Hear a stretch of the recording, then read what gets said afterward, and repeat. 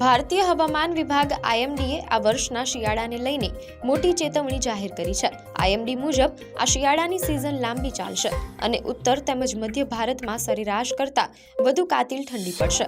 ડિસેમ્બરથી ફેબ્રુઆરી દરમિયાન ઉત્તર ભારતમાં 6 થી 7 દિવસ શીતલહેર જોવા મળશે। પહાડો પર તો રેકોર્ડ બ્રેક ઠંડીની શરૂઆત થઈ ચૂકી છે। જમ્મુ કાશ્મીર, લદ્દાખ અને ઉત્તરાખંડમાં સિઝનની પહેલી બરફવર્ષા શરૂ થઈ ગઈ છે। મેદાની વિસ્તારોમાં પણ ઠંડીનું જોર વધ્યું છે। દિલ્હી, પંજાબ, હરિયાણા, રાજસ્થાન અને મધ્યપ્રદેશ માટે શીતલહેરની ચેતવણી જાહેર કરાઈ છે। આગામી દિવસોમાં અમુક સ્થળોએ તાપમાન 2 ડિગ્રી સુધી પહોંચવાની શક્યતા છે।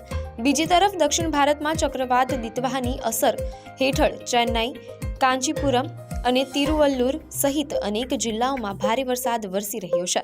આમ દેશના એક છેડે કાતિલ ઠંડી અને બીજા છેડે વરસાદી માહોલ જોવા મળી રહ્યો છે।